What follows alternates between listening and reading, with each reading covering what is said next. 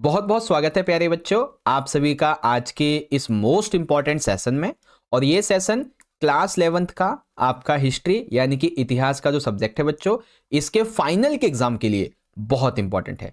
क्योंकि बच्चों इस एक ही वन शॉट के अंदर हम लोग आपके हिस्ट्री के 3-3 नंबर के और 8-8 नंबर के यानी कि शॉर्ट एंड लॉन्ग क्वेश्चंस जो हैं इन सभी को समझने वाले हैं। और मोस्ट प्रोबेबली चांसेस है बच्चों कि यहीं से क्वेश्चन आपके फाइनल के एग्जाम में पूछा जाने वाला है। ठीक है, मोस्ट ऑफ दी क्वेश्चन यहां से आएंगे आपके एग्जाम में। और बेस्ट पार्ट ये है कि आपको मैं हिंदी मीडियम में बहुत अच्छे से समझाऊंगा और इंग्लिश मीडियम में आपको मैं ट्रांसलेशन जो है वो शो कर दूंगा। ठीक है, जिससे कि आप भी इसको समझ सकें। ओके बच्चों, सो तैयार हो? अगर तैयार होंगे सारे बच्चे तो जल्दी से लिखेंगे yes sir we are ready. ठीक है, जल्दी से लिखेंगे yes sir we are ready, फिर शुरू करें। Okay, good morning good morning good morning प्यारे बच्चों, गुड मॉर्निंग सभी को नमस्ते एंड सभी को all the very best. Yes sir ji we are ready, चलो शुरू करते हैं।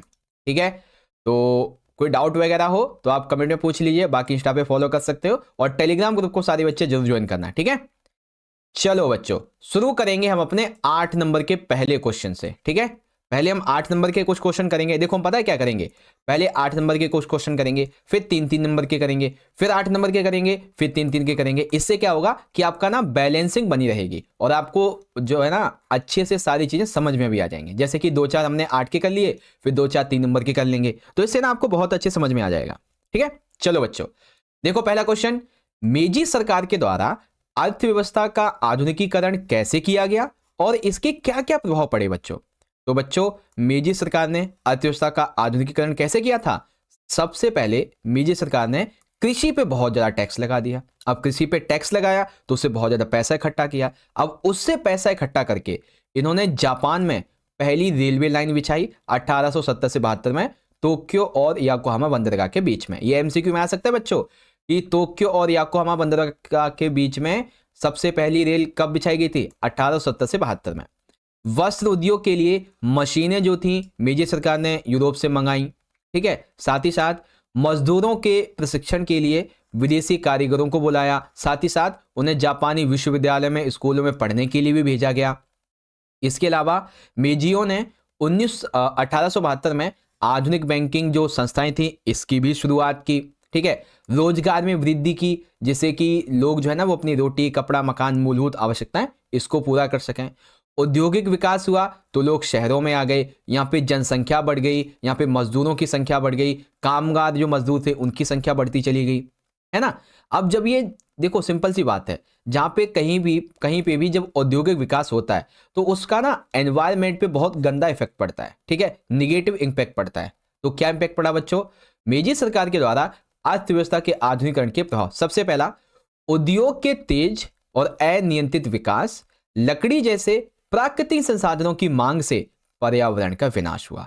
औद्योगिकरण के कारण वायु प्रदूषण जल प्रदूषण बढ़ गया, कृषि उत्पादों में कमी होने लगी क्योंकि ज्यादातर लोग शहरों की तरफ काम करने के लिए आने लगे।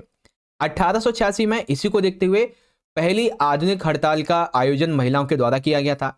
संसद के पहले निम्न सदन के सदस्य तनाको शोजो ने 1897 में औद्योगिक प्रदूषण के खिलाफ में आंदोलन छेड़ा और तकरीबन 800 गांववासी इस जन विरोध में शामिल भी हुए थे बच्चों।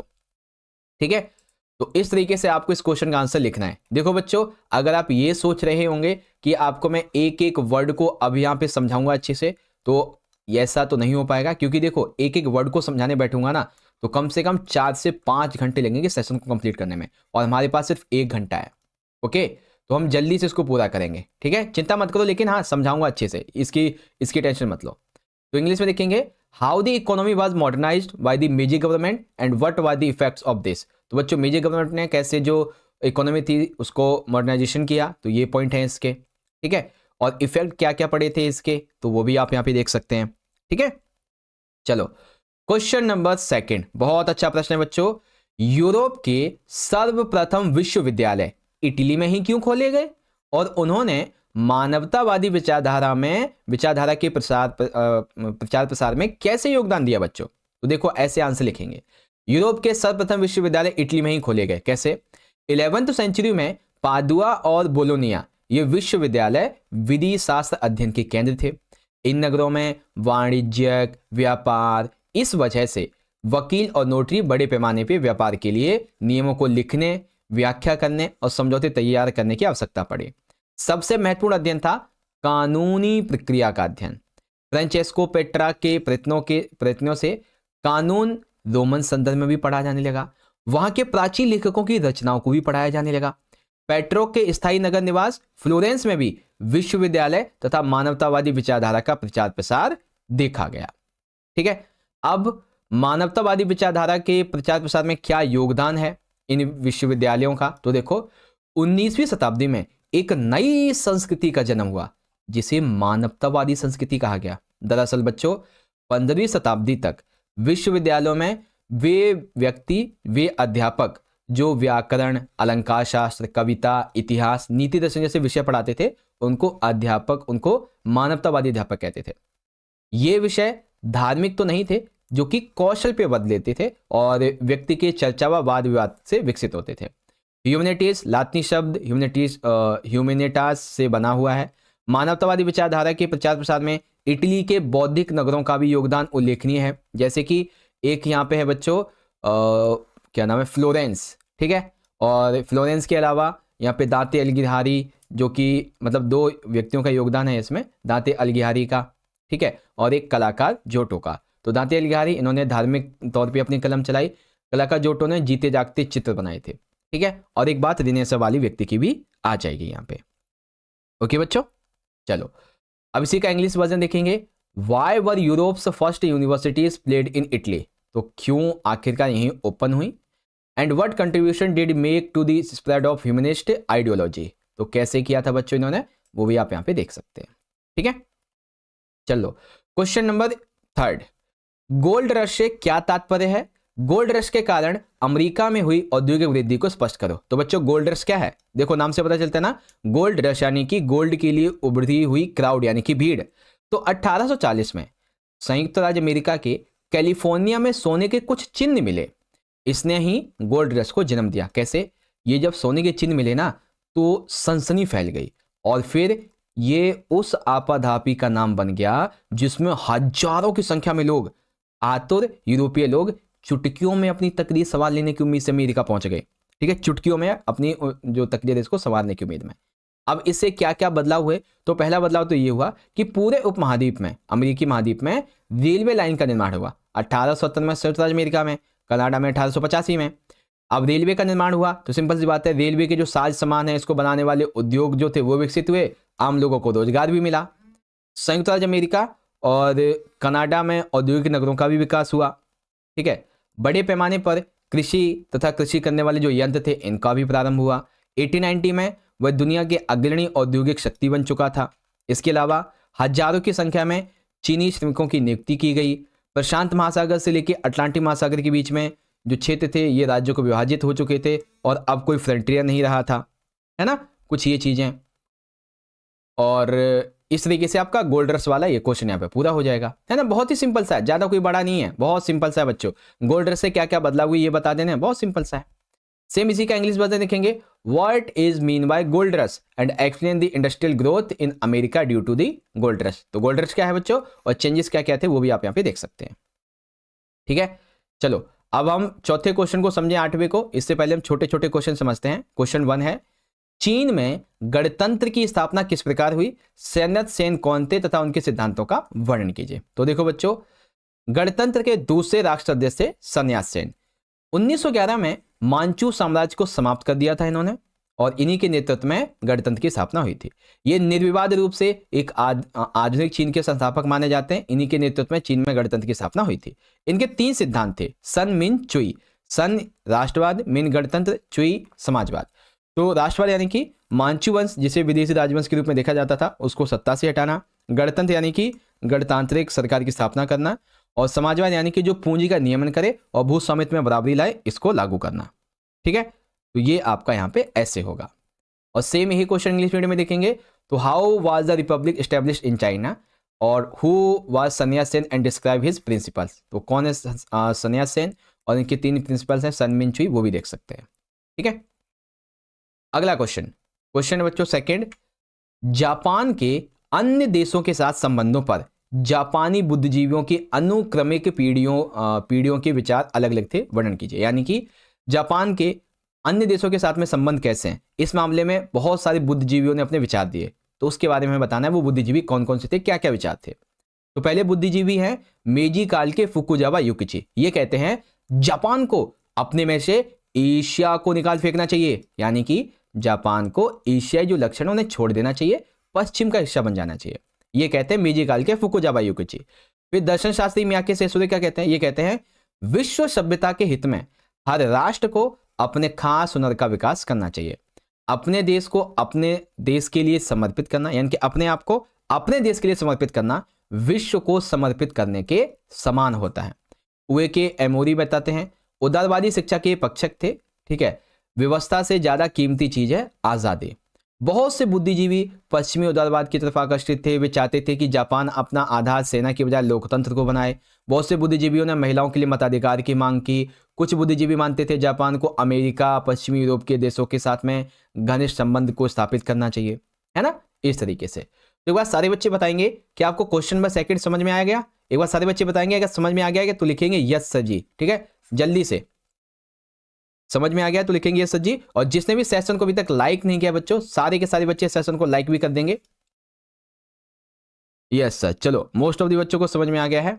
चलो इसका इंग्लिश वर्जन देखेंगे तो ये रहा, successive generations of Japan intellectuals had different views on Japan relations with other countries. तो बच्चों ये पॉइंट है, यहां से आप पढ़ सकते हैं।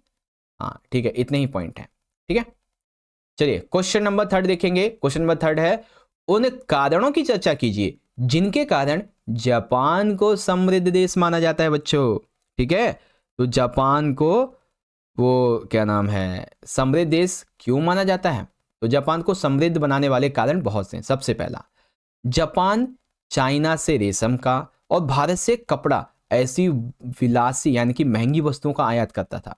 इन आयातों के लिए जापान चांदी और सोने में कीमत अदा करता था। तो सिंपल सी बात पता चल गई ना कितना अमीर था ये। हालांकि ऐसे कीमत अदा करने से उसकी अर्थव्यवस्था पर भारी असर पड़ा था, है ना। और तोकुगावा ने कीमती धातुओं पर निर्यात पर रोक लगा दी थी। जापान में क्योतो की एक निशिजन है बस्ती है, क्योतो में एक निशिजन बस्ती है। यहाँ पे ना रेशम उद्योग के लिए विकास के लिए इसने कदम उठाए, जिससे कि रेशम का आयात इसने कम किया और खुद जब रेशम बनाने लगा, ठीक है, तो रेशमी कपड़े वगैरह मंगाना बंद कर दिया, तो उसका पैसा बचा और अपने देश से और बाहर बेचने लगा तो उसका पैसा आने लगा बहुत ज्यादा। मुद्रा का इस्तेमाल बढ़ने लगा। चावल के शेयर बाजार का निर्माण की वजह से अन्य विकास दिखते हैं कि अर्थतंत्र नई दिशा में विकसित हो रहा था। एक और पॉइंट है बच्चों कि पौराणिक कथाओं के अनुसार जापान तथा द्वीपों को भगवान ने बनाया और सम्राट सूर्य देवी के उत्तराधिकारी हैं, इसलिए भी ये एक पौराणिक मान्यता है इनकी, ठीक है। यहाँ पे एक पौराणिक मान्यता है, ओके। चलो अब देखेंगे बच्चों इसी का इंग्लिश वर्जन, तो ये रहा, discuss the reason why Japan was considered prosperous country. तो क्यों कंसिडर है बच्चों, देख सकते हैं। चलिए क्वेश्चन नंबर है हमारा फोर्थ। इसमें पूछा गया है जापान में 16वीं शताब्दी में किन 3 परिवर्तनों ने इसके आगे के विकास की राह तैयार की, ठीक है। तो जापान में ऐसे कौन से 3 परिवर्तन हुए थे 16वीं शताब्दी में जिसने जापान के आगे के विकास की राह तैयार की, ठीक है। तो कौन कौन से? सबसे पहला परिवर्तन, किसानों से हथियार ले लिए गए और अब वे केवल सामुराई तलवार रख सकते थे। इससे शांति और व्यवस्था बनी रही, जबकि पिछली शताब्दी में इसी वजह से अक्सर लड़ाइयां होती थी क्योंकि किसान हथियार रखते थे, ठीक है। अब 16वीं शताब्दी में पहला काम यह हुआ कि इनसे हथियार ले लिए गए और सामुराई तलवार तक सीमित रखा गया। दूसरा, दैम्यों को अपने क्षेत्रों की राजधानियों में रहने के आदेश दिए गए और उन्हें काफी हद तक स्वायत्तता प्रदान की गई। जो दैम्य थे, शासन चलाते थे, तो उनको कहा कि आप अपने क्षेत्रों की राजधानियों में रहो और वहां से अपना जो है चलाओ। तीसरा, मालिकों और करदाताओं का निर्धारण करने के लिए जमीन का दोबारा से सर्वेक्षण करवाया गया तथा उत्पादकता के आधार पर भूमि का वर्गीकरण किया गया था। तो ये 3 परिवर्तन हुए जिसे जापान की जो राह थी आगे की विकास की वो तैयार हुई, ठीक है। उपरोक्त परिवर्तन का मिला जुला मकसद राजस्व के लिए स्थायी आधार बनाना था, ठीक है, जो कि इसके विकास के लिए बहुत ही ज्यादा जरूरी था बच्चों, ओके। तो यहाँ पे क्या हो जाएगा हमारा, ये क्वेश्चन हो जाएगा इस तरीके से और आप इसका आंसर लिखेंगे। ठीक है, चलो अब बच्चों यहाँ पे देखते हैं अपने चैप्टर 1 से कुछ एक एक दो 3 नंबर के क्वेश्चन। मेसोपोटामिया की सबसे पहली ज्ञात भाषा कौन सी थी और इसके विस्तार के अलग अलग चरण बताइए। तो सबसे पहली ज्ञात भाषा थी सुमेरियन। ठीक है, 2400 ईसा पूर्व सुमेरियन की जगह अक्कदी भाषा ने इसका स्थान ले लिया और इसका विस्तार सिकंदर के समय ज्यादा हुआ। 1400 ईसा पूर्व तक आते आते आरामाइक भाषा का प्रवेश हुआ जो कि हिब्रू भाषा से मिलती जुलती थी। 1000 ईसा पूर्व के बाद में ये हिब्रू भाषा बहुत ज्यादा बोली जाने लगी। आज वर्तमान समय में इराक के कुछ भागों में भी ये बोली जाती है। ठीक है, साक्षरता की बात आ जाएगी तो मेसोपोटामिया के बहुत कम लोग पढ़ लिख सकते हैं। प्रतीकों या चिन्हों की संख्या सैकड़ों में थी। ठीक है, इसीलिए अधिक पेचीदा है। तो भाषा के विकास के बारे में मेनली आपको यही 3 पॉइंट लिखने हैं जो कि मैंने आपको यहाँ पे बता दिए। ठीक है, सेम यही क्वेश्चन इंग्लिश मीडियम में देखेंगे। तो Mesopotamia explain the difference stages of its language expansion. तो क्या क्या बच्चों यहां से देख सकते हैं। अगला, तीसरी शताब्दी का संकट पहली और दूसरी शताब्दी के शांति अवधि से किस प्रकार भिन्न था।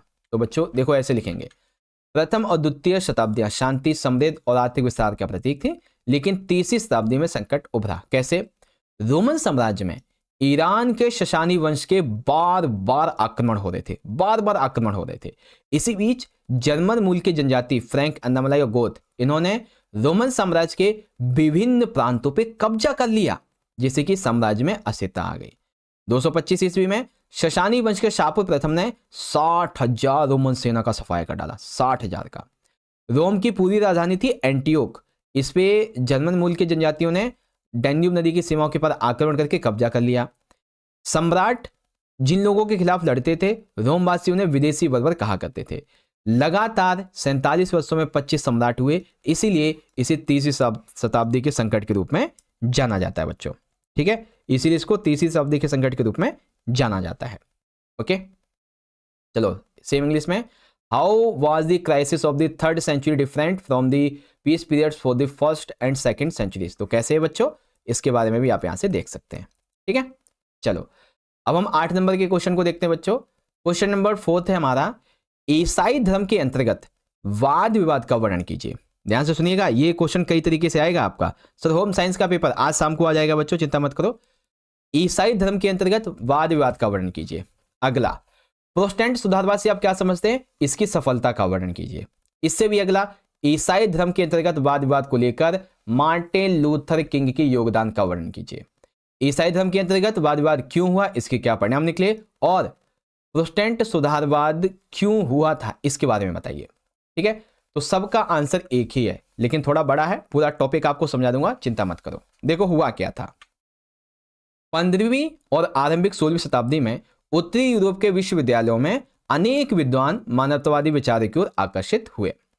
ईसाई मानवतावादी कैसे, देखो उत्तरी यूरोप में मानवतावाद ने ईसाई चर्च के अनेक सदस्यों को आकर्षित किया। उन्होंने ईसाइयों को अपने पुराने धर्म ग्रंथ में बताए गए तरीकों से धर्म का पालन करने का आह्वान किया और कर्म कांडों को त्यागने की बात कही। वह ईश्वर में विश्वास रखते थे, ईश्वर को मनुष्य बताते थे। किसी भी व्यक्ति को अपना जीवन मुक्त रूप से चलाने की पूरी आजादी है, मनुष्य को अपनी खुशी इसी वर्तमान विश्व में ढूंढनी चाहिए, ऐसी बातें थी। ठीक है, फिर आए ईसाई मानवतावादी। इंग्लैंड के टॉमस मोर और हॉलैंड के रिम्स का यह मानना था कि चर्च एक लालची और साधारण लोगों से बात बात पर लूट खसोट करने वाली संस्था है। पाप स्वीकारोक्ति, पादरियों का लोगों से धन ठगने का सबसे सरल तरीका था। पाप स्वीकारोक्ति नामक दस्तावेज जो व्यक्ति को उसके सारे किए गए पापों से छुटकारा दिला सकता था। ठीक है, संभवतः प्रथम ईसाई रोमन सम्राट कॉन्स्टेंटाइन के द्वारा जारी न्यायिक और वित्तीय शक्तियों पर पादरियों का दावा मानवतावादी विद्वान यह दर्शाने में सफल है कि यह दस्तावेज असली नहीं अपितु परवर्ती काल में जालसाजी के द्वारा तैयार किया गया था, जो कि राजाओं की खुशी का कारण था। पाप स्वीकारोक्ति राजाओं की जालसाजी का कारण था। ठीक है, अब शुरुआत होगी यहाँ पे प्रोटेस्टेंट सुधारवाद की। बच्चों 1517 में एक जर्मन युवा भिक्षु मार्टिन लूथर ने कैथोलिक चर्च के विरुद्ध एक अभियान छेड़ा। इसके लिए मार्टिन लूथर ने यह दलील पेश की कि मनुष्य को ईश्वर से संपर्क साधने के लिए किसी पादरी या किसी अन्य व्यक्ति की जरूरत नहीं है। मार्टिन लूथर ने अपने अनुयायियों को यह आदेश दिया कि वे ईश्वर में पूर्ण विश्वास रखें, क्योंकि केवल उनका विश्वास ही उन्हें एक सम्यक जीवन की ओर ले जा सकता है और उन्हें स्वर्ग में प्रवेश भी दिला सकता है। ठीक, इस आंदोलन को प्रोटेस्टेंट सुधारवाद का नाम दिया गया, जिसके कारण जर्मनी, स्विट्जरलैंड इन्होंने चर्च से जिसके कारण जर्मनी और स्विट्जरलैंड के चर्च ने पोप से और कैथोलिक चर्च से अपने संबंध समाप्त कर लिए। लूथर ने आह्वान किया कि हे जर्मनी के शासकों, इस समकालीन किसान विद्रोह का तुम दमन करो। फिर आती है इसकी सफलता, प्रोटेस्टेंट सुधारवाद की सफलता। यूरोप के अनेक क्षेत्रों की तरह फ्रांस में भी कैथोलिक चर्च ने प्रोटेस्टेंट लोगों को अपनी पसंद के अनुसार उपासना करने की छूट दे दी। इंग्लैंड के शासकों ने पोप से अपने संबंध तोड़ दिए। इसके उपरांत राजा रानी इंग्लैंड के चर्च के प्रमुख बन गए। कैथोलिक चर्च ने स्पेन और इटली में पादरियों ने सादा जीवन और निर्धनों की सेवा पे ज्यादा जोर दिया। ठीक है, स्पेन में प्रोटेस्टेंट लोगों से संघर्ष करने के लिए इग्नेशियस लोयोला ने 1540 में सोसाइटी ऑफ जीसस नामक संस्था की स्थापना की, जिसके अनुयायी जेसुइट कहलाए थे, जिनका काम था कि निर्धनों की सेवा करना और दूसरी संस्कृतियों के बारे में अपने ज्ञान को ज़्यादा बढ़ाना। ठीक है, बाकी इसको आपको याद करने की जरूरत नहीं है, बस इतना याद करना है। ठीक है, प्रोटेस्टेंट सुधारवाद की सफलता क्या थी इसके बारे में। ओके, चलो इसी का इंग्लिश वर्जन देखेंगे। Describe the debate under Christianity, what do you understand by the Protestant reformism, describe its success, describe the contribution of Martin Luther King in the debate with in Christianity, why did the debate take place under Christianity and what were its consequences. तो बच्चों सारे point यहाँ पे लिखे हुए हैं, आप इनको इजीली वीडियो को पॉज करें और आसानी से पढ़ सकते हैं। ठीक है, चलो आगे देखते हैं बच्चों। सर 9:30 बजे तक क्लास को एंड करना, 9:30 नहीं 10 बजे तक एंड होगी आपकी ये क्लास। ठीक है, चलो अब यहाँ पे हमारा ये 5वां प्रश्न, मूल निवासियों के रहन सहन और खान पान की विशेषताओं का उल्लेख करो। बच्चों ये तो बहुत आसान है। ठीक है, बहुत ही आसान है। क्या है बच्चों, देखो ये लोग ना नदी घाटी के आसपास बने गांव में समूह बना के रहते थे। वे मछली और मांस खाते थे, सब्जियां तथा मकई उगाया करते थे। वे मांस की तलाश में लंबी लंबी यात्राओं पे जाते थे। ठीक है, मुख्य रूप से बाइसन यानी जंगली भैंसों की तलाश रहती थी उनको।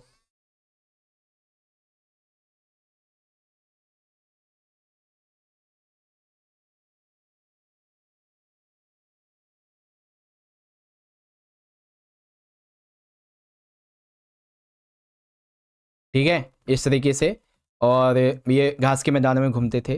ये क्या करते थे बच्चों, जो घोड़े थे वो स्पेनी आबादकारों से खरीदते थे। जानवर उतने ही मारते थे जितने इन्हें भोजन के लिए जरूरत होती थी। ठीक है, ये अपनी ज़मीन को कोई अपनी ज़मीन मिल्कियत नहीं समझते थे, क्योंकि उसने जितना भोजन मिल जाता था ये उन्हीं से संतुष्ट होते थे। ठीक है, इनके लिए जो भी इनकी ज़रूरत का सामान था वो उपहारों में आदान प्रदान करके मिल जाता था इन्हें। ठीक है, चीज़ें खरीदने के बजाय आमतौर पे ऐसे ही मिल जाती थी। भाषाएं तो बहुत बोली जाती थी, लेकिन लिखी हुई तो एक भी नहीं मिली है। हाँ, एक चीज़ है बच्चों, ये इन लोगों के पास ना एक स्पेशल पावर थी कि ये लोग जलवायु, तूफान, वर्षा, भूकंप इत्यादि को ना बहुत आसानी से पहले ही समझ जाते थे। ठीक है, कि ऐसा होगा। तो ये चीज़ें बच्चों। ठीक है, तो मूल निवासियों के रहन सहन की और खान पान की ये विशेषता है। फिर इंग्लिश में mention the characteristics of living and food habits of the natives. तो बच्चों ये है बच्चों, आप यहाँ से पढ़ सकते हैं ये सारे के सारे। ठीक है, चलो अब है क्वेश्चन नंबर 6, बड़े ध्यान से देखना बच्चों। संयुक्त राज्य अमेरिका के मूल बाशिंदों को उनकी जमीन से बेदखल क्यों कर दिया गया और उसके लिए कौन कौन से कारण उत्तरदायी थे बच्चों। ठीक है, तो चलो सबसे पहले देखते हैं मूल बाशिंदों की अपनी जमीन से बेदखल क्यों किया गया उन्हें। तो देखो बच्चों ध्यान से समझो, ब्रिटेन और फ्रांस से कुछ ऐसे प्रवासी आए थे जो कि अपने ब्रिटेन और फ्रांस में छोटे बेटे थे, और जिसकी वजह से वो अपने पिता की संपत्ति के उत्तराधिकारी बन नहीं पाए, और इसीलिए ये ब्रिटेन फ्रांस से कहाँ आए, अमेरिका आए मालिक बनने के लिए। अब इन्होंने यहाँ पे ज़मीनें खरीदी, ज़मीनें खरीद कर वहाँ पे ऐसी फसलें उगाई जो यूरोप में महंगी बिकती थी। ठीक है, और यूरोप में उगाई नहीं जाती थी, तो उससे मुनाफा कमाया इन्होंने यूरोप में बेच बेच के। मूल बाशिंदों को इन्होंने बेदखल करना गलत नहीं समझा, क्योंकि इन लोगों के हिसाब से जो मूल बाशिंदे हैं ना, ये जमीन का सही उपयोग करना जानते ही नहीं है। इनके हिसाब से मूल बाशिंदे आलसी हैं, इसलिए बाजार हेतु उत्पादन करने में शिल्प कौशल का इस्तेमाल नहीं करते हैं। इसके अलावा ये मूल बाशिंदे अंग्रेजी सीखने में भी और ढंग के कपड़े पहनने में भी कोई ज़्यादा दिलचस्पी नहीं रखते हैं। ठीक है, कुल मिलाकर ये मूलवासी मार खपने लायक थे। कैसे? मार खपने के लायक थे। ठीक है, फिर आता है बेदखल के करने के तरीके क्या अपनाए बच्चों? तो संयुक्त राज्य अमेरिका ने अपनी बस्तियों का विस्तार करना शुरू किया। अब जैसे जैसे विस्तार करना शुरू किया तो अमेरिका ने जमीनों की बिक्री के समझौते पर दस्तखत कराने के बाद मूल निवासियों को वहां से हटने के लिए प्रेरित या बाध्य किया। यानी कि पहले तो साइन करवा लिए कि बोले हम आपको पैसा देंगे, फिर पहले तो पैसा देने की बात की, ठीक है, और बहुत पहले तो पैसा दिया नहीं, और दिया भी तो बहुत कम दिया, और साथ ही साथ जबरदस्ती उनको वहां से हटाया गया। धोखे से उनकी जमीन ज्यादा से ज्यादा ले ली गई और पैसा देने के मामले में वायदा खिलाफी की गई। चिरोकी कबीला को खदेड़ने के लिए अमरीकी फौज का उपयोग करना पड़ गया था इनको। ठीक है, अमरीकी फौज का। कई बार तो ये अमेरिकन कहते थे कि चलो कोई बात नहीं, तुम स्थायी तौर पे यहाँ पे बस जाओ, ठीक है, लेकिन अगर गलती से उन्हें पता चल गया ना कि यहाँ पे कोई खनिज है, ठीक है, कोई सीसा, सोना या फिर तेल, कोई खनिज है, तो बस उस गांव को उजाड़ देते थे, फिर अपना खनिज निकालते थे, है ना। ये चीजें हैं बच्चों। ओके, और मूल निवासियों को कुछ को कैद करके रखा जाता था रिजर्वेंस में, ये याद कर लेंगे। ठीक है, तो why were the regional inhabitants of United States evicted from their land, what were the reason responsible for that? तो बच्चों इविक्शन इस तरीके से होगा। मेथड क्या थे बच्चों इविक्शन के? वो ये चीजें हो जाएंगी। ठीक है, अब देखो यहाँ पे हम कुछ वैसे क्वेश्चन करते हैं अपने चैप्टर 1, 2, 3, 4 से, है ना। तो मेसोपोटामिया की प्रमुख उपलब्धियों का वर्णन कीजिए बच्चों। तो पहली उपलब्धि है लेखन कला। मेसोपोटामिया समाज में जब लेन देन के लेन देन का स्थायी हिसाब किताब रखने की जरूरत पड़ी, ठीक है, तब इसका विकास किया गया था। अब लेखन कला के विकास से हिसाब किताब तो रखा ही जाता था, नया शब्दकोश बनने लगा। गणित की गणना का विकास हो जाएगा, जिसमें काल गणना के विकास के बारे में आप लिखेंगे। फिर 5000 ईसा पूर्व बस्तियों का विकास हुआ था। 5000 ईसा पूर्व से दक्षिण मेसोपोटामिया में बस्तियों का विकास होने लगा था। इन बस्तियों में से कुछ ने प्राचीन शहरों का रूप ले लिया। ये शहर कई तरीके के थे। पहले वे जो मंदिर के चारों ओर विकसित हुए, दूसरे वे जो व्यापार के केंद्र के रूप में विकसित हुए, और बाकी के शाही शहर। ठीक है, विवाह, उत्तराधिकारी मामलों में कानूनी दस्तावेज का होना, यानी कि विवाह करने के लिए इच्छा के बारे में घोषणा की जाती थी। वधु के माता पिता उसके विवाह के लिए अपनी सहमति देते, जैसे आज के टाइम पे होता है। एकल परिवार का चलन था। मोहर एक शहरी प्रकृति हो जाएगी। शहरीकरण का महत्व, शहरी जीवन, सामाजिक व्यवस्था, विद्यालय जैसी संस्थाएं, और भी बहुत सारी बातें हैं इसमें। ठीक है, तो आपको छोटा छोटा करके इन सभी को लिखना है, 7 से 8 पॉइंट। चलो इंग्लिश में describe the major achievements of Mesopotamia. तो the art writing, development of mathematical calculation, development of settlements in 5000 BC। तो इस तरीके से ये और पॉइंट है। अगला क्वेश्चन बच्चों काफी इंटरेस्टिंग है। चंगेज खान कौन था? चंगेज खान और मंगोलों का विश्व इतिहास में क्या स्थान है, मूल्यांकन करो। तो चंगेज खान का परिचय। चंगेज खान का जन्म लगभग 1162 ईस्वी में आधुनिक मंगोलिया में ओनोन नदी के निकट हुआ था। उसका प्रारंभिक नाम तेमुजिन था। पिता का नाम मेसुजेई था, जो कि कियात कबीले के मुखिया थे। उनके बचपन में ही उनके पिता की हत्या कर दी गई थी। 1206 ईस्वी में चंगेज खान ने जमुका और नेमन लोगों को निर्णायक रूप से पराजित किया था, और तभी से तेमजुन स्टेपी क्षेत्र की राजनीति में एक प्रभावशाली व्यक्ति के रूप में उभरा, और तभी उसे सार्वभौमिक शासक यानी कि समुद्री खान की भी और मंगोलों का महानायक भी घोषित किया गया था। गुड मॉर्निंग सर, वाह, आपकी मॉर्निंग अब हुई है जब आधा घंटा सेशन को हो चुका है। ठीक है, चंगेज खान मंगोलों का विश्व में क्या इतिहास है? तो क्या स्थान है बच्चों विश्व इतिहास में? मंगोलों के लिए चंगेज खान एक महान शासक था। चंगेज खान ने मंगोलों को संगठित किया। लंबे समय से मंगोलों में कबीलाई लड़ाइयां चली आ रही थी। चीनी के द्वारा शोषण किया जा रहा था, उससे मुक्ति दिलाई। चंगेज खान ने इन्हें समृद्ध बनाया, शानदार पादरीप्य महासाम्राज्य बनाया। चंगेज खान ने व्यापार के रास्तों और बाजारों को पुनर्स्थापित किया, जिनसे वेनिस के मार्को पोलो की तरह दूर की यात्री आकृष्ट हुए। ठीक है, इसका शासन बहुजातीय, बहुभाषीय, बहुधार्मिक था। अब मंगोलिया एक स्वतंत्र राष्ट्र है, और चंगेज खान एक महान राष्ट्रनायक के रूप में तथा आराध्य व्यक्ति के रूप में यहाँ पे मान्य है। यहाँ पे ज्यादातर इसको माना जाता है। ठीक है, इस तरीके से आपका ये हो जाएगा। तो सेम इसी का इंग्लिश वर्जन देखेंगे। तो इंट्रोडक्शन क्या बच्चों चंगेज खान का, वो देख लेंगे यहाँ पे। ठीक है, और उसके बाद में क्या इनकी इंपॉर्टेंस है, वर्ल्ड हिस्ट्री में इनका क्या प्लेस है, वो भी आप यहाँ से देख लेंगे।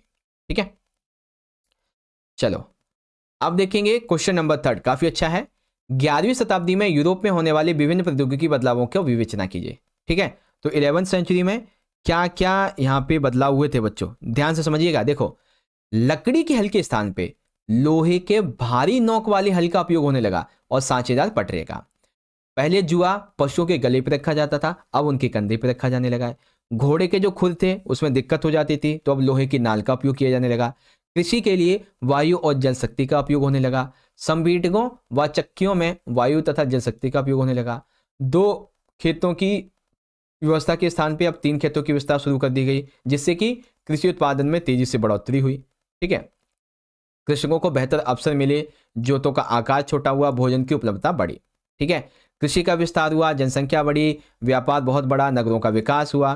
कृषि नगरों में कृषिदास जो थे वो नगरों में छिप छिप के रहने लगे और धीरे धीरे करके वो स्वतंत्र होते चले गए। और इन सभी की वजह से चौथे वर्ग का उदय भी हुआ, जिसमें व्यापारी, दुकानदार, विशिष्ट कौशल वाले साहूकार, वकील, चिकित्सक, अध्यापक ये सभी शामिल थे। ठीक है, तो 11वीं सेंचुरी में ये बदलाव हुए थे। सेम इंग्लिश में discuss the various technological changes that took place in Europe in the 11वीं सेंचुरी। तो ये पॉइंट है। ठीक है, चलो अब यहीं पे एक क्वेश्चन बनेगा, 14वीं शताब्दी के आरंभ में यूरोप का आर्थिक विस्तार धीमा पड़ने के क्या कारण थे, संरचनात्मक परीक्षण कीजिए। तो क्या रीजन थे बच्चों कि 14वीं शताब्दी में यूरोप का जो आर्थिक विस्तार था वो धीमा पड़ गया था। तो बच्चों लिखेंगे 13वीं शताब्दी के अंत तक उत्तरी यूरोप में तेज ग्रीष्म ऋतु का स्थान ठंडी ग्रीष्म ऋतु ने ले लिया था। पैदावार के मौसम छोटे हो गए, तूफान व सागरीय बाढ़ों से जो फार्म थे ये नष्ट हो गए, सरकार के टैक्सेस में कमी आ गई। पहले गहन जुताई होती थी जिससे 3 फसल चक्र होता था, अब इस 3 फसलीय चक्र की वजह से भूमि की जो फर्टिलाइजेशन क्षमता है, उर्वरक क्षमता, उपजाऊपन क्षमता वो कम हो गई। चरागाहों की कमी से पशुओं की संख्या में कमी आने लगी। जनसंख्या वृद्धि तो हो रही थी लेकिन संसाधन कम पड़ रहे थे। ठीक है, फिर भयंकर अकाल पड़ गया था और बहुत ज़्यादा पशुओं की मौतें हो रही थी। ऑस्ट्रिया व सर्बिया से चांदी की खदानों से उत्पादन में कमी आ गई थी और धातु और मुद्रा के व्यापार में कमी होने लगी थी। ठीक है, इसके अलावा जलपोतों के साथ में चूहे आए जो कि ब्यूबोनिक प्लेग जैसी महामारी का संक्रमण लेके आए, जिससे लाखों लोग ग्रसित हुए थे। मजदूरों की संख्या में कमी आई, इससे मजदूरों की दर 250% तक की में वृद्धि हुई। नई शासन व्यवस्था पुरानी व्यवस्था से भिन्न थी। ठीक है, जैसे पहले शासक पिरामिड के शिखर पे होता था, लेकिन अब शासक पिरामिड के शिखर पे नहीं होगा, अब राजभक्ति, विश्वास और आपसी निर्भरता पर टिकी थी। ठीक है, अब वह व्यापक दरबारी समाज और आश्रयदाता अनुयायी तंत्र का केंद्र बिंदु था। तो ऐसे करके इसका जो विकास है 14वीं सेंचुरी में काफी धीमा पड़ गया था। ठीक है, हाँ जी सर। सेम इंग्लिश में देख लेंगे आपका, in the early 14th century economic expansion in Europe began to slow down critically explain. तो कैसे हुआ था बच्चों, ये रहे आपके पॉइंट। ठीक है, चलो इससे पहले अगला क्वेश्चन देखें। अब हम 3 नंबर के 1-2 क्वेश्चन करते हैं बच्चों, जैसे कि अमरीकियों के लिए फ्रंटियर के क्या मायने थे, संक्षेप में समझाइए। तो बच्चों अमरीकियों के लिए फ्रंटियर, संयुक्त राज्य अमेरिका 18वीं शताब्दी के अंत में अस्तित्व में आया। ठीक है, अपने जन्म के शीघ्र ही संयुक्त राज्य अमेरिका ने पश्चिम की ओर बढ़ना शुरू किया।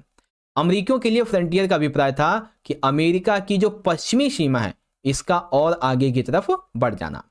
संयुक्त राज्य अमेरिका की पश्चिमी सीमा यानी कि फ्रंटियर खिसकती रहती थी। विस्तार के लिए ये क्षेत्रों की खरीद कर लेते थे, युद्ध इस सभी दोनों का सहारा लेते थे, यानी कि साम दाम दंड भेद सब अपनाया इसने।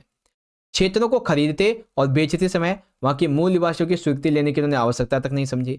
संयुक्त राज्य अमेरिका की पश्चिमी सीमा फ्रंटियर के खिसकने के साथ साथ वहां के स्थानीय सरहदवासियों को पीछे की तरफ खिसकने हेतु विवश भी किया गया था। ठीक है, तो अमेरिकियों के लिए फ्रंटियर के ये मायने थे। ओके, अब इसी का इंग्लिश मीडियम में देखेंगे बच्चों, ये रहा आपका। ठीक है, what did frontier mean to Americans, explain briefly.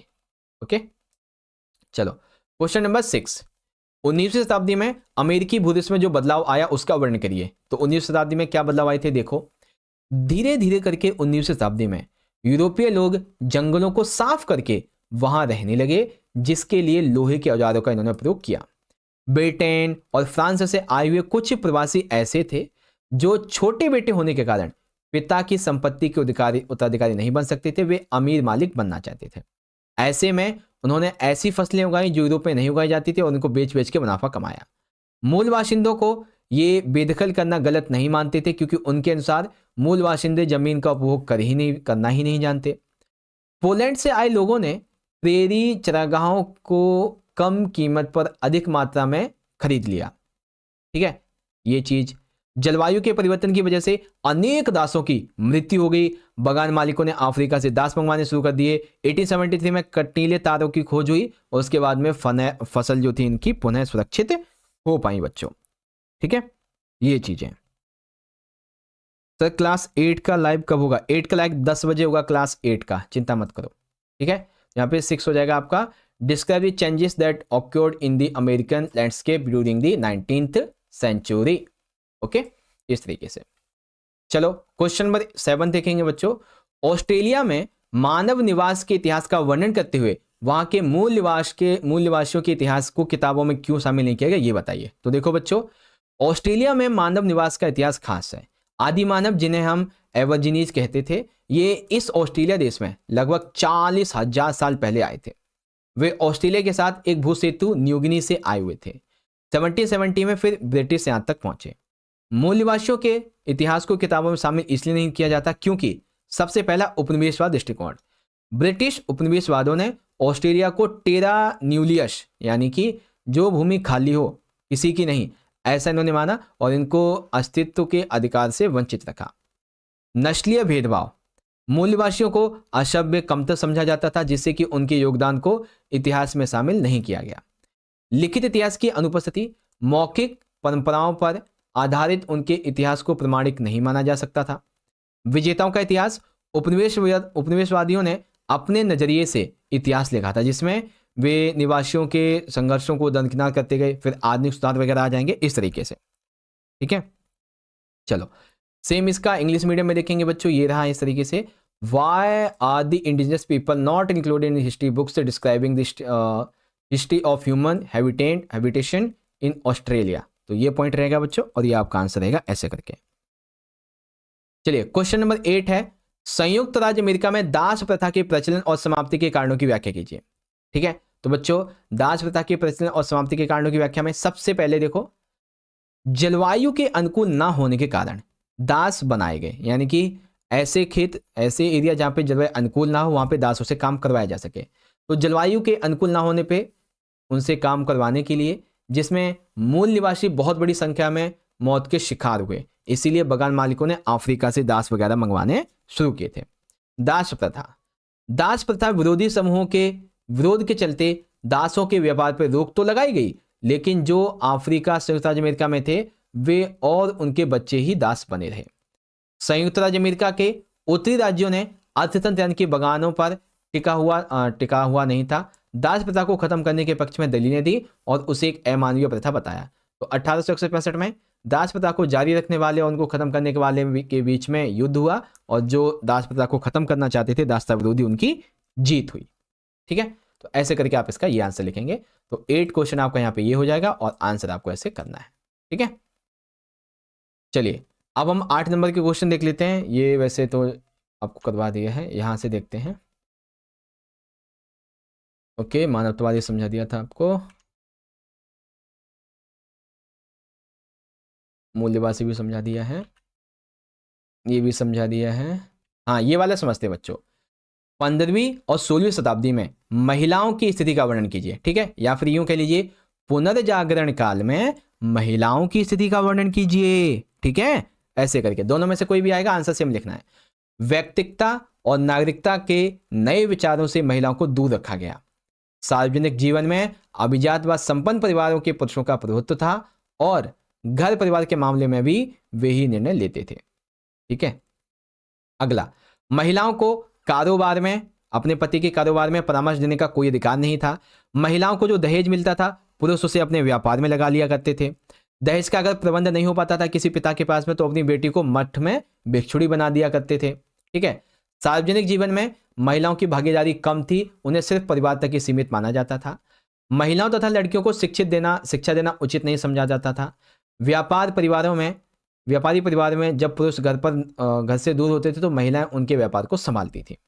ठीक है, फिर यहाँ पे है, कुछ महिलाओं ने बौद्धिक रूप से रचनात्मक कार्य किए हैं, जैसे कि वेनिस निवासी कसांद्रा फेदल बेसिकली ये कहते हैं कि ये यूनानी और लातिनी भाषा की विद्वान थी। उन्होंने लिखा कि महिलाओं को शिक्षा ना तो पुरस्कार देती है, ना तो किसी के सम्मान का आश्वासन, लेकिन फिर भी महिलाओं को सभी प्रकार की शिक्षा जो है ये प्राप्त करनी चाहिए और उसे ग्रहण करना चाहिए। ठीक है, इस तरीके से। फिर मांटुआ की माचिसा ईसाबिल्दीस थे, इन्होंने अपने पति की अनुपस्थिति में राज्य पे शासन किया था, ऐसा इन्होंने बताया। ठीक है, ये चीजें हैं बच्चों। चलो आप सेम इसका इंग्लिश मीडियम में देखेंगे, डिस्क्राइब द कोऑर्डिनेशन ऑफ महाल्स in 15th and 16th centuries. तो कैसे हैं बच्चों वुमेन्स का यहाँ पे जो भी वो था सारी चीजें। ठीक है, चलो अगला है बच्चों क्वेश्चन नंबर 8। ऑस्ट्रेलिया में मानव निवास के इतिहास का वर्णन करते हुए वहां के मूल निवासियों की विशेषताएं बताइए। ठीक है, अब देखो वो अमेरिका के मूल निवासियों की विशेषता थी, अब ऑस्ट्रेलिया की बात करेंगे। तो ऑस्ट्रेलिया के मूल निवासी ऑस्ट्रेलिया में भी मानव निवास का इतिहास खास है। आदि मानव, एक सेकेंड, हाँ ठीक है। देखो आदि मानव जिन्हें एवरजीनीज कहा जाता था, ठीक है, इस देश में लगभग 40,000 साल पहले आए थे और न्यूगिनी से। 1770 में ब्रिटिश पहली बार यहाँ पे पहुंचे थे। 1770 में ब्रिटिश पहली बार यहाँ पे पहुंचे थे। 18वीं सदी तक लगभग 350 से 750 तक यहाँ पे समुदाय हो चुके थे। हर समुदाय की अपनी एक भाषा होती थी, वर्तमान में 200 भाषा बोली जाती हैं। यूरोपीय लोगों के आगमन को सभी मूल बासिंदों ने खतरे की तरह नहीं देखा। वो ये अनुमान लगा ही नहीं पाए कि 19वीं और 20वीं शताब्दी के दरमियान कीटाणुओं के असर से अपनी जमीन खोने के चलते आबादकारों के साथ हुई लड़ाइयों से लगभग 90% मूल निवासियों को अपनी जान गंवानी पड़ गई थी। उन्हें पता ही नहीं चला इस बारे में। ब्राजील में पुर्तगाली कैदियों को बसाने का प्रयोग तब जाकर बंद कर दिया गया जब इनके हिंसक बर्ताव ने मूल निवासियों को प्रतिहिंसा पर उतारू कर दिया। ठीक है, और भी ये छोटे छोटे 2-3 पॉइंट हैं जिसे आप यहां से पढ़ सकते हैं। ठीक है, तो ये हो गया बच्चों आपका इसके बारे में। अगला देखते हैं क्वेश्चन नंबर, इसी का इंग्लिश में, describing the history of human habitation in Australia, write the characteristics of मलू इनविटेशन देयर। ठीक है, तो ये रहे आपके पॉइंट और इजीली आप पढ़ सकते हैं।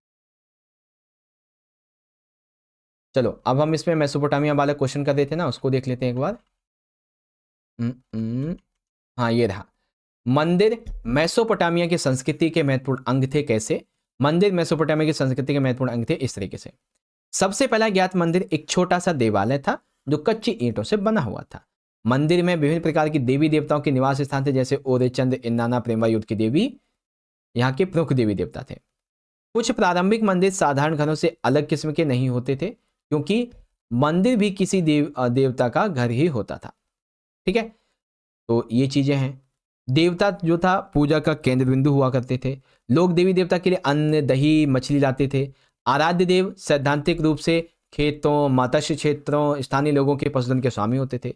समय आने पर उपज को उत्पादित वस्तुओं में बदलने के लिए प्रक्रिया, जैसे कि तेल, ठीक है, तेल निकालना, अनाज पीसना, काटना, ऊनी कपड़ों को बुनना, ये सभी आ जाएगा।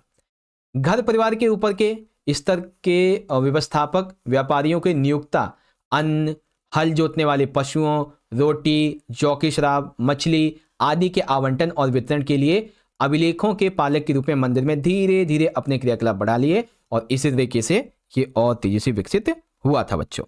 ठीक है, तो ऐसे करके आप इसका आंसर लिखेंगे जो कि आपको यहां पे मैंने समझा दिया।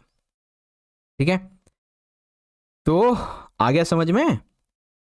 हाँ सर, चलो सेम इसी का इंग्लिश मीडियम में देखेंगे। Temples were an important part of Mesopotamian culture. तो कैसे थे बच्चों, इसके बारे में आप यहाँ पे देख सकते हैं, सारी चीजें लिखी हुई हैं। Okay, question number 6। मेसोपोटामिया के प्राचीनतम नगर उर-नगर में नगर नियोजन पद्धति का अभाव था। साथ ही यहाँ घरों के बारे में शकुन, अपशकुन, अंधविश्वास जैसी बातें फैली थी। वर्णन कीजिए। तो लिखेंगे मेसोपोटामिया के प्राचीनतम उर-नगर की सबसे पहली खुदाई 1930 के दशक में सुव्यवस्थित तरीके से हुई थी। उर-नगर में नगर नियोजन पद्धति का अभाव था, यानी कि यहाँ पे पतली व घुमावदार गलियां थी। घरों का भूखंड एक जैसा नहीं था, जिससे कि अनाज के बोरे, ईंधन के गट्ठे गधे पे लाद कर ले जाने पड़ते थे। ठीक है, जल निकासी की व्यवस्था नहीं थी। जल निकासी के लिए नालियां जो थी बच्चों, ये सड़कों के किनारे ना होकर घरों के भीतर पाई गई। घरों की छत का ढलान होना, जिससे वर्षों का पानी नालियों के माध्यम से हौजों में लाया जाता था, जिससे बाहर गली में कीचड़ ना हो जाए। कूड़ा करकट गलियों में डाल देते थे, जिससे कुछ समय पश्चात घर की दहलीज को ऊंचा उठाना पड़ता था, जिससे गंदगी घर में प्रवेश ना कर पाए। परिवार में गोपनीयता होती थी, कमरों में खिड़कियों का अभाव होता था, घरों में रोशनी दरवाजों से आती थी। फिर शकुन अपशकुन संबंधी बातें आ जाएंगी कि घर की अगर दहलीज उठी हुई है ऊंची तो वो धन लाएगी, सामने का दरवाजा अगर खुला है दूसरे के घर की तरफ तो वो सौभाग्य प्रदान करेगा, लेकिन अगर घर का लकड़ी का मुख्य दरवाजा बाहर की ओर खुले तो ये पत्नी जो है वो पति के लिए कारण बनेगी दुख का, है ना, कुछ ऐसी चीजें हैं। ओके, सेम इंग्लिश में द सिटी ऑफ उर, योर नहीं उर आएगा, यू आर, ठीक है, इसको भी हटा दो, यू आर आएगा आपका, है ना, तो देख लेना यहाँ पे इजीली। चलो अगला क्वेश्चन नंबर 7, रोमन साम्राज्य की सामाजिक विशेषताओं की विवेचना करो। तो बच्चों रोमन साम्राज्य की सामाजिक विशेषताओं में क्या क्या बताएंगे आप? एकल परिवार का चलन, यानी कि वयस्क पुत्र अपने माता पिता और परिवार के साथ में नहीं रहते थे, वयस्क भाई बहुत कम साझे परिवार में रहते थे, परिवार में दास शामिल थे, दासों को परिवार में शामिल किया जाता था क्योंकि रोमवासियों के लिए परिवार की यही अवधारणा थी, महिलाओं को स्वामित्व व संचालन का अधिकार, विवाह का ऐसा रूप था कि पत्नी अपने पति को अपनी जो संपत्ति थी हस्तांतरित नहीं किया करती थी, किंतु अपने पैतृक परिवार में वे अपने पूरे अधिकार बनाए रखती थी, ठीक है। फिर महिला को कानूनी मान्यता, ठीक है, महिला को कानूनी स्वतंत्रता, कानून के अनुसार पति पत्नी को संयुक्त रूप से एक वित्तीय हस्ती नहीं बल्कि अलग अलग दो वित्तीय हस्तियां माना जाता था और पत्नी को पूर्ण वैदिक स्वतंत्रता प्राप्त थी। विवाह परिवार के द्वारा, विवाह आमतौर पर परिवार के द्वारा नियोजित होते थे और इसमें कोई संदेश नहीं कि महिलाओं पर उनके प्रति अक्सर हावी होते होंगे, ठीक है। तलाक देना आसान होता था, काम चलाओ साक्षरता वगैरह थी इस तरीके से, ठीक है। रोमन साम्राज्य में सांस्कृतिक विविधता पाई जाती थी, बहुत सारे देवी देवता और अन्य चीज़ों की पूजा वगैरह करते थे, ये चीज़ें हैं, ठीक है। चलो इसी का इंग्लिश मीडियम में देखेंगे बच्चों एक बार,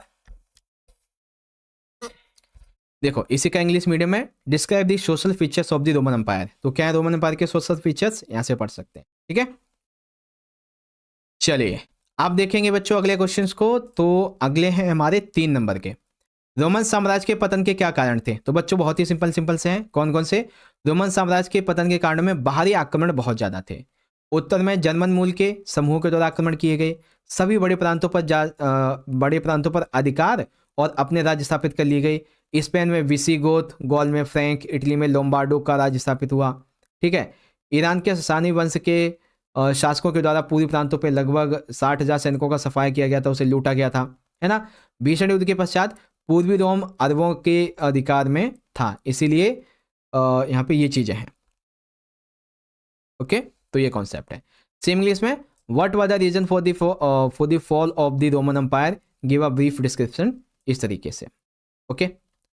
चलो अगला प्रश्न, कहाँ गया मेरा पेन, हाँ, मंगोल साम्राज्य का विस्तृत वर्णन कीजिए। तो मंगोल साम्राज्य का विस्तृत वर्णन, देखो मंगोल शासक पहले बौद्ध थे लेकिन धीरे धीरे करके इन्हें तुर्कों के संपर्क में आए तो उन्होंने तुर्की यानी कि इस्लाम को अपना लिया।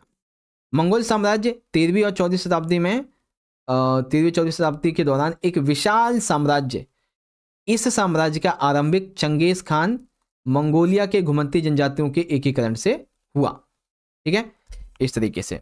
फिर मध्य एशिया में शुरू यह राज्य अंततः पूर्वी यूरोप से लेके पश्चिम में जापान के सागर तक और उत्तर में साइबेरिया से लेकर दक्षिण में भारतीय उपमहाद्वीप तक फैला हुआ था। आमतौर पर इसे दुनिया के इतिहास में सबसे बड़ा सन्निहित साम्राज्य माना जाता है। अपने शेष पे ये 9,700 किलोमीटर तक फैला हुआ था और आबादी तकरीबन 100 करोड़ के आसपास रही थी, ठीक है, ये कॉन्सेप्ट है। चलो सेम इंग्लिश में देखेंगे, describe the Mongol empire in detail. तो मंगोल एम्पायर इन डिटेल का क्या है, यहाँ पे ऑप्शंस हैं बच्चों, देख सकते हैं। मंगोलों की सामाजिक स्थिति के बारे में बताएंगे, तो ये रही मंगोलों की सामाजिक स्थिति, आप पढ़ सकते हैं, ठीक है। बच्चों देखो टाइम आपका बहुत ज़्यादा हो रहा है, ठीक है, टाइम आपका बहुत ज़्यादा हो रहा है, तो एक बार ना सारे बच्चे जल्दी से मुझे ये बताओ, ठीक है, सारे के सारे बच्चे जल्दी से मुझे ये बताओ कि आपके लिए ना मैंने एक वीडियो बनाई थी जिसमें आपको मैंने 8 मार्क्स के क्वेश्चन को अच्छे से समझाया था। क्या आपने वो वीडियो देखी है? अगर देखिए तो लिखेंगे 8 यस सर, ठीक है, अगर देखिए तो लिखेंगे 8 यस सर, अगर देखी है तो जल्दी बताएंगे, ओके। 150 प्लस बच्चे वॉचिंग पे हैं, लाइक की संख्या 94 है, जल्दी से इसको 100 करेंगे, जल्दी से इसको लाइक की संख्या को 100 प्लस कर देंगे, ठीक है, जल्दी लाइक करेंगे सारे बच्चे, ओके। ज़्यादातर बच्चे कह रहे हैं उन्होंने देखी है, कुछ 4 से 5 बच्चे हैं जो कह रहे हैं कि हमने नहीं देखी। तो बच्चों इसीलिए मैं कहता हूँ जब मैं आपको वीडियो देता हूँ ना, तो बच्चों आपको वीडियो देखनी चाहिए, और वो वीडियो अभी आपके काम आ जाती है बहुत ज़्यादा, है ना। रुक जाओ एक मिनट, मैं ना एक बार लाइव चैट निकाल लूँ आपका। ठीक है, चलो। तो अभी हम कहाँ पे थे, अपने क्वेश्चंस पे थे ना। हम्म, हाँ ये देखो, इटली में नगरों का पुनरुत्थान कैसे हुआ। ठीक है, इटली में नगरों का पुनरुत्थान, तो इसके 3-4 कारक हैं। राजनीतिक स्थिति के मामले में, संस्कृति के पुनरुत्थान के मामले में, व्यापार की वजह से, नगरों के विकास की वजह से, और धनी व्यापारियों की भूमिका की वजह से। ठीक है, ऐसे लिखेंगे सारे बच्चे। फिर इतिहास में मानवतावादी दृष्टिकोण का वर्णन कीजिए। तो बच्चों, मानवतावादी दृष्टिकोण क्या था, ध्यान से समझो।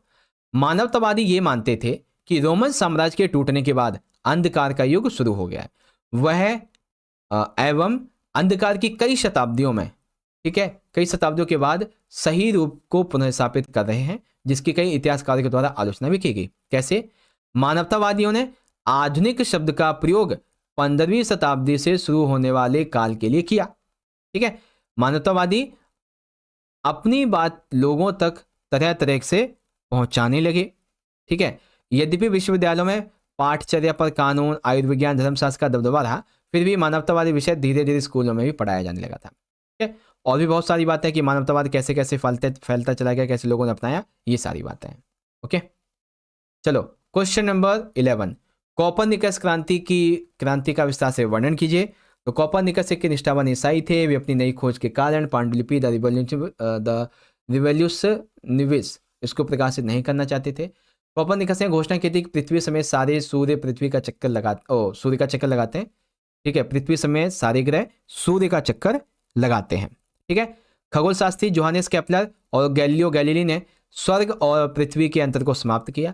केपलर ने कॉस्मोग्राफिकल मिस्ट्री, खगोलीय रहस्यमय विद्या, इसके माध्यम से, और जो क्या नाम है, जो दूसरे वाले थे ना, क्या नाम था उनका, एक तो ये थे केपलर, जोहानिस केपलर, गैलीली ने सूर्य के चारों ओर वृत्ताकार में रूप में नहीं बल्कि दीर्घवृत्ताकार रूप में यहाँ पे परिक्रमा लगाते हैं, वो भी बताया। ठीक है, ये चीजें। ओके, चलो अब है इसका 11वां क्वेश्चन। अच्छा एक सेकेंड, ये आपके वो हो जाएंगे क्वेश्चन 9। ठीक है, फिर आपके क्वेश्चन नंबर 10 हो जाएगा, ह्यूमनिस्टिक व्यू इन हिस्ट्री, और ये describe the comprehension revolt in detail, इस तरीके से। चलो क्वेश्चन 12, यथार्थवाद से आप क्या समझते हैं तथा आधुनिक शरीर क्रिया विज्ञान की शुरुआत में किसका योगदान रहा है, ये बताइए। तो यथार्थवाद क्या है बच्चों? शरीर विज्ञान, रेखा गणित, भौतिकी और सौंदर्य की उत्कृष्ट भावना ने इतालवी कला को नया रूप दिया, जिसे बाद में यथार्थवाद कहा गया। यथार्थवाद की यह परंपरा 19वीं शताब्दी तक चलती रही। ठीक है, आधुनिक शरीर क्रिया विज्ञान की शुरुआत कैसे हुई थी, तो वो भी आप यहां से पढ़ सकते हैं बच्चों। ठीक है, और सेम ही क्वेश्चन इंग्लिश मीडियम में आपका कुछ इस तरीके से रहेगा। क्वेश्चन नंबर 22, रियलिज्म और बिगनिंग क्या थी बच्चों। ठीक है, फिर ब्रिटेन, भारत और चीन, इसके बीच में उत्पादों का त्रिकोणीय व्यापार था, इसके बारे में बताइए। तो ब्रिटेन, भारत, चीन के बीच में त्रिकोणीय व्यापार। चीनी उत्पाद जैसे कि चाय, रेशम, चीनी मिट्टी के बर्तन, इनकी मांग बहुत ज़्यादा थी। ठीक है, और मांग पूरी नहीं हो पा रही थी तो समस्या खड़ी हो रही थी। पश्चिमी उत्पादों को चीन में बाजार नहीं मिला, वेस्टर्न उत्पादों को, जिसकी वजह से भुगतान चांदी में करना पड़ता था। ईस्ट इंडिया कंपनी ने एक विकल्प ढूंढा, अफीम। यह हिंदुस्तान के कई क्षेत्रों में उगाई जा सकती थी। चीन में अफीम बेचने के जरिए वे चांदी कमाकर कैंटन में उधार पत्रों के बदले कंपनी के प्रतिनिधियों को देने लगे।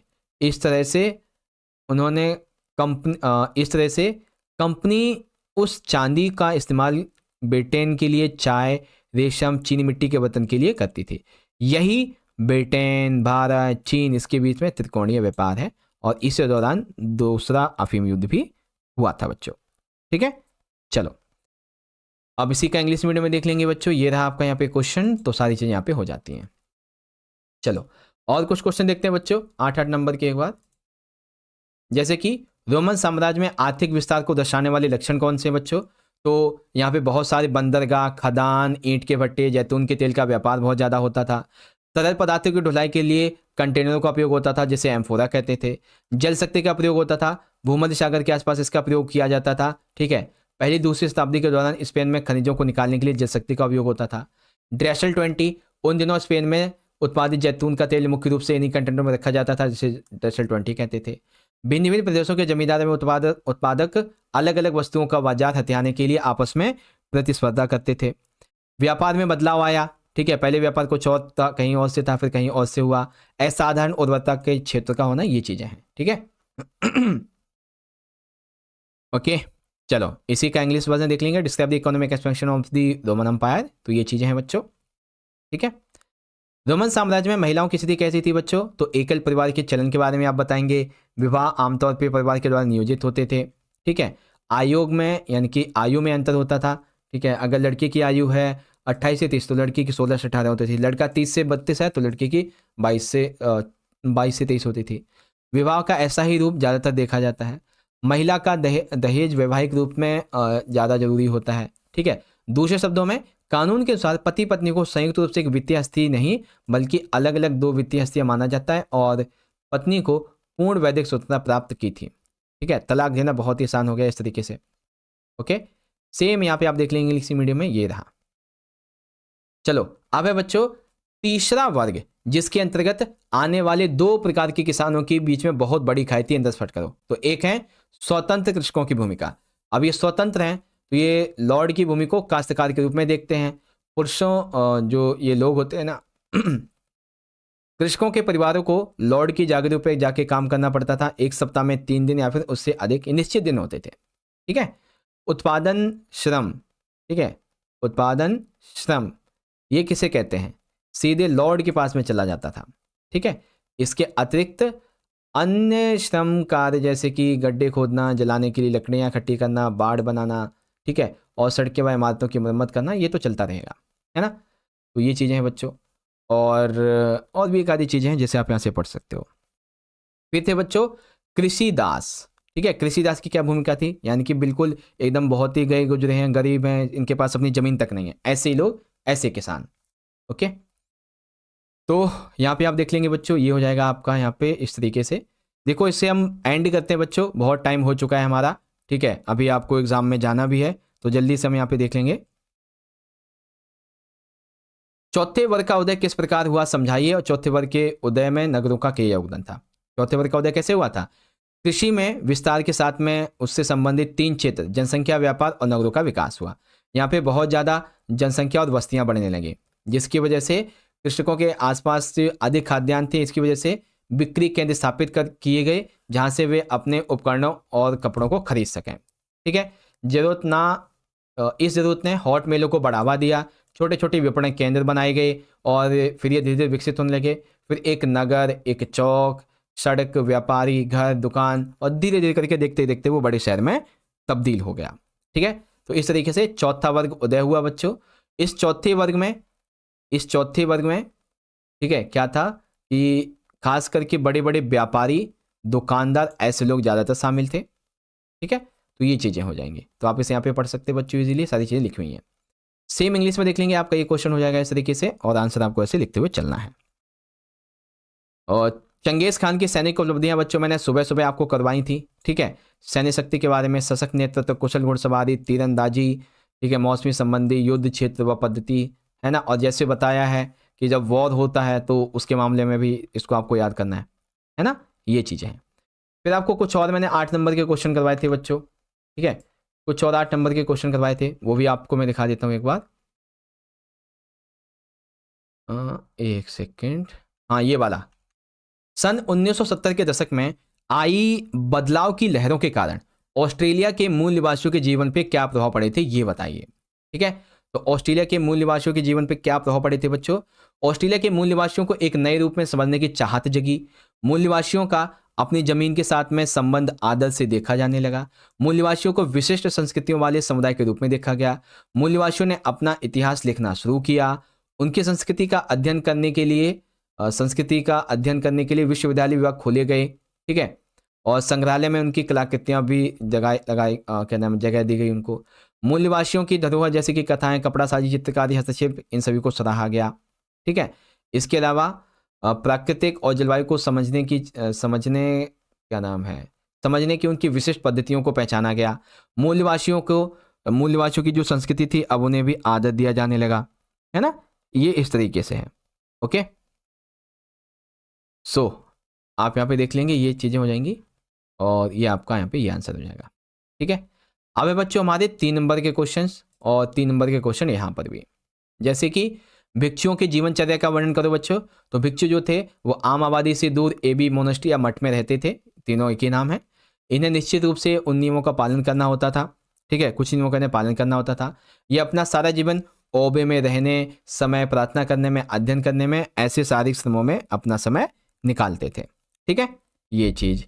फिर इसके अलावा आगे देखेंगे तो पादरी कार्य के विपरीत भिक्षु की जिंदगी पुरुष और स्त्रियां दोनों ही अपना सकते थे, है ना। पुरुष और महिलाओं के लिए अलग अलग औबे हुआ करते थे। पादरियों की तरह भिक्षु और भिक्षुणियां भी विवाह नहीं कर सकते थे। पुरुषों और महिलाओं के लिए अलग अलग औबे हुआ करते थे। ठीक है, फ्रायर 3वीं शताब्दी में भिक्षुओं के कुछ समूह जिन्हें फ्रायर कहते थे, उन्होंने मठों में ना रहने का निर्णय किया और फिर एक स्थान से दूसरे स्थान पर घूम घूम कर उपदेश देने लगे। ये बातें हैं। ठीक है, ऐसे करके लिखेंगे। सेम यही क्वेश्चन इंग्लिश मीडियम में, describe the life style of Monks. तो मॉन्क्स की लाइफ स्टाइल क्या है बच्चों, ये देख सकते हैं। मेसोपोटामिया के लोग किस पर लिखा करते थे, तो किस पे, मिट्टी की पट्टिका पर लिखा करते थे। लेखन कला का विकास कैसे हुआ, तो यहाँ पे देख सकते हैं बच्चों, काफी इजीली है, आप सेंटेंस को पढ़ लीजिए और समझ में आ जाएगा। चलिए अगला क्वेश्चन, क्यों हुआ, ये तो खैर ठीक है, हाँ ये जरूरी है। रोमन साम्राज्य सांस्कृतिक विभिन्नता का अनुकंपा का मिश्रण था, इस कथन की विवेचना कीजिए। तो बच्चों रोमन साम्राज्य सांस्कृतिक विभिन्नता का अनुपमा मिश्रण था। कैसे, रोमन साम्राज्य में सांस्कृतिक विविधता कई रूपों, कई स्वरों में देखी जा सकती है, जैसे कि धर्म, संप्रदाय, स्थानीय। ठीक है, ये चीजें देखी जाती थी। देवताओं की भरपूर विविधता थी, बोलचाल की अनेक भाषा थी, वेशभूषा की विविध शैलियां हुआ करती थी, तरह तरह के भोजन, सामाजिक संगठन के रूप, यहां तक कि उनकी बस्तियों के अनेकों अनेक रूप भी हुआ करते थे। ठीक है, गुड मॉर्निंग सर, अरे वाह वाह वाह, बहुत बढ़िया। जब हमारा सेशन एंड होने को आया है तब आप लोग कुछ बच्चे यहाँ पे ज्वाइन किए हो, बहुत सही बहुत सही। जब सेशन एंड होने को आया है तब आप लोगों ने ज्वाइन किया है, चलो कोई बात नहीं। तो यहाँ पे और ये 2-3 पॉइंट हो जाएंगे बच्चों। अब यहाँ पे क्वेश्चन मैं पढ़ूंगा नहीं, आपको मैं दिखा देता हूँ जल्दी से। ठीक है, आप देख लेना। रोमन साम्राज्य में साक्षरता की स्थिति क्या थी, इस तरीके से आप देखेंगे इसका आंसर। ठीक है, चंगेज खान के वंशजों की क्या क्या उपलब्धियां हैं वो भी आप यहाँ पे देख सकते हैं बच्चों। ठीक है, चंगेज खान के वंशजों की उपलब्धियां। फिर अभिजात वर्ग की विशेषताएं, तो ये तो खैर बताने की जरूरत है नहीं, सभी को पता होगा। मेहनत की जागीर के बारे में भी आप सभी को पता होगा। कृषि व्यवस्था मेसोपोटामिया की कैसी है, हाँ उसको आप यहाँ पे पढ़ सकते हो चाहो तो। ठीक है, फिर हाँ ये क्वेश्चन तो मैंने आपको कल पेपर में करवाया था कि दक्षिणी मेसोपोटामिया में कृषि कई बार संकटों से घिंचाती थी, इसके लिए कौन कौन से कार्य उत्तरदायी होते थे वो देखना। ठीक है, सम्राट कॉन्स्टेंटाइन के द्वारा मौद्रिक क्षेत्र में किए गए बदलाव का वर्णन कीजिए। इसके अलावा बच्चों हमारा ना एक 8 नंबर का भी क्वेश्चन है, आपको मैं दिखाता हूँ, ये वाला काफी अच्छा है बच्चों। जापान और चीन ने आजाद और आधुनिक राष्ट्र बनने के लिए बिल्कुल अलग अलग राहों को अपनाया था। जैसे जापान की आधुनिक राष्ट्र बनाने की राह अलग है। ठीक है, जापान ने ये तरीके अपनाए बच्चों अपने राष्ट्र को एकदम वो होता ना कि सही बनाने के लिए। फिर चाइना ने अपने राष्ट्र को आधुनिक बनाने के लिए ये रास्ते अपनाए। ठीक है, इस तरीके से तो आपका ये वाला हो जाएगा। ठीक है, और एक आधा क्वेश्चन, वेट अ मिनट, नहीं हाँ ये वाला भी है कि जापान की हार के बावजूद एक वैश्विक आर्थिक शक्ति के रूप में जापान की वापसी कैसे हुई, वर्णन कीजिए। तो बच्चों हार के बावजूद एक वैश्विक आर्थिक शक्ति के रूप में इसकी वापसी कैसे हुई थी, तो वो भी आप यहाँ पे देख सकते हैं। मैंने आपको 8 नंबर के क्वेश्चन में ये समझाया हुआ है बच्चों, 8 नंबर के जब क्वेश्चन करवाए थे ना तो उसमें ये समझा रखा है। ठीक है, सेम इसी तरीके से इंग्लिश मीडियम में देख लेंगे बच्चों, ये आपका क्वेश्चन है और ये आपका आंसर है। और एक है बच्चों ये वाला हमारा क्वेश्चन नंबर 14, जापान के विकास के साथ साथ वहां की रोजमर्रा की जिंदगी की एक झलक प्रस्तुत कीजिए। ठीक है, तो क्या झलक रहने वाली है ये भी आप देख लीजिए। And the last one thing is कि मूल निवासियों के प्रति जो अवधारणाएं हैं लोगों की उसके बारे में आपको बताना है। ठीक है, मूल निवासियों के प्रति, तो मूल निवासी असभ्य थे, ज्यों ज्यों रूसों के विचार, विट्सवर्थ के विचार मूल निवासी के लिए और कुछ बातें हैं, है ना। तो इस तरीके से आप यहाँ पे देख सकते हैं। ओके, सो बच्चों हम लोग सेशन को एंड करते हैं क्योंकि काफ़ी टाइम हो गया है। अभी आपके लिए एक दूसरा लाइव सेशन अटेंड करना है मुझे, दैट्स वाई। तो बच्चों आज के इस वाले सेशन के लिए हम लोग इतना ही रहने देते हैं। आशा करता हूं कि आप सभी को जो भी मैंने 3-3 नंबर के 8 नंबर के क्वेश्चन समझाए हैं अच्छे समझ में आए होंगे, ठीक है, और अच्छी प्रैक्टिस भी होगी। आप सभी बच्चों को आपके हिस्ट्री का अभी आपका जो फाइनल का एग्जाम होने वाला है ना, इसकी तैयारी तो वैसे हमने ऑलरेडी अच्छी कर ही ली है, और आप सभी को एक बार फिर से आपके फाइनल के एग्जाम के लिए wish you all the very best. ठीक है बच्चों, अच्छे से एग्जाम करना, बहुत अच्छी हमने तैयारी कर ली है और इस वीडियो में भी हम कर ही रहे थे अभी, है ना। चलो मिलते हैं अगले सेशन में, तब तक के लिए आप सभी अच्छे पढ़ते रहिए और अपना बहुत अच्छे से ख्याल रखिएगा। ठीक है, बहुत बहुत धन्यवाद। जय हिंद, जय भारत, वंदे मातरम।